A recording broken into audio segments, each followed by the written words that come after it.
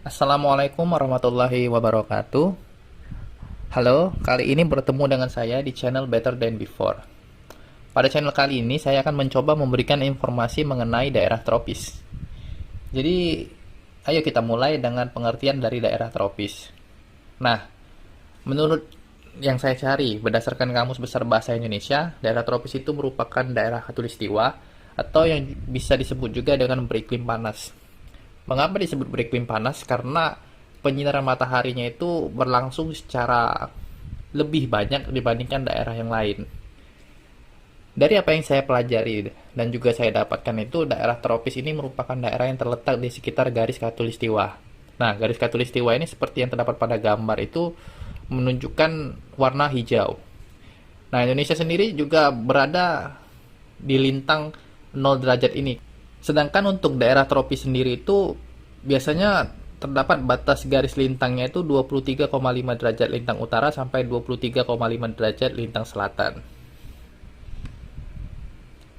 Nah, kemudian selanjutnya kita menuju ke Lipsmeyer tahun 1994. Dalam artikelnya menyebutkan Indonesia itu masuk ke dalam hutan hujan tropis daerah sekitar khatulistiwa sampai sekitar 15 derajat lintang utara dan juga 15 derajat lintang selatan.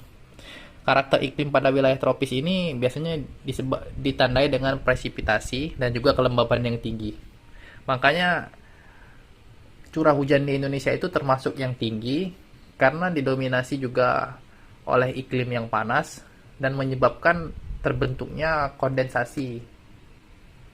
Sehingga banyak menimbulkan awan-awan konvektif, awan-awan stratiform yang akan saya jelaskan nanti di video saya selanjutnya.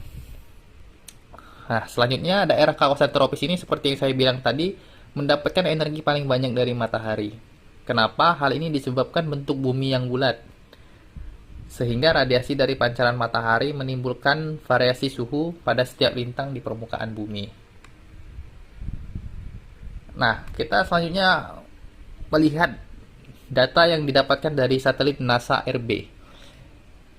Pada pemanasan bumi yang didapatkan pada bulan Maret 1985 hingga 1989 menunjukkan daerah tropis yang ditandai dengan warna merah.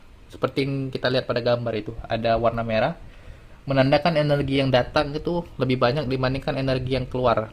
Nah, dalam hal ini energi yang datang ini kita tahu bahwa energi yang datang itu adalah energi matahari. Nah, sehingga area berwarna merah ini mengalami surplus energi, sedangkan daerah yang berwarna biru atau daerah kutub ini menunjukkan defisit atau area yang mendapatkan energi matahari lebih sedikit.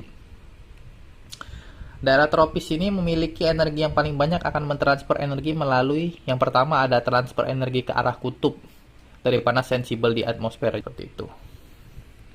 Yang kedua, panas laten dari proses kondensasi secara sepihak, pelepasan dan terbawa ke kutub.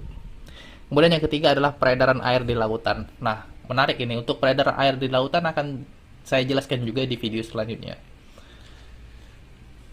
Nah, selanjutnya daerah ekuator yang mengalami kelebihan panas ini akan menghasilkan tekanan rendah atau tekanan low yang menyebabkan pada lintang tinggi di sekitar 30 derajat terdapat tekanan tinggi akibat adanya 3 sel.